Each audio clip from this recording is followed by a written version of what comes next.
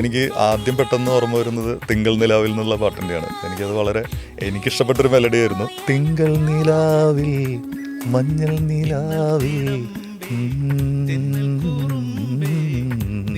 ജയേന്ദ്രൻ സാറിൻ്റെ വളരെ ഇഷ്ടപ്പെട്ടൊരു സോങ് ആയിരുന്നു. ഞാൻ കോളേജ് പഠിക്കുമ്പോഴാണ് ഇത് ഇറങ്ങിയിട്ടുണ്ടായിരുന്നത്.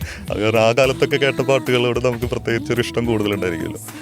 അങ്ങനെയുള്ള ഒരു സിനിമാ സംഗീതത്തെ പറ്റിയിട്ടുള്ള ഇഷ്ടപ്പെട്ട ചില പാട്ടുകൾ നമ്മൾ ചെയ്ത വർക്കുകൾ തന്നെ എനിക്ക് വലിയൊരാഗ്രഹമായിരുന്നു സിനിമ സംവിധായകനപ്പുറം ഞാനതിൽ ഓരോ ട്യൂണ് കിട്ടിക്കഴിഞ്ഞാൽ അത് പ്രൊഡ്യൂസ് ചെയ്യാന്നുള്ളത്. അതങ്ങനെയാണ് ഞാൻ ഏറ്റവും അധികം വർക്ക് ചെയ്യുന്നത്.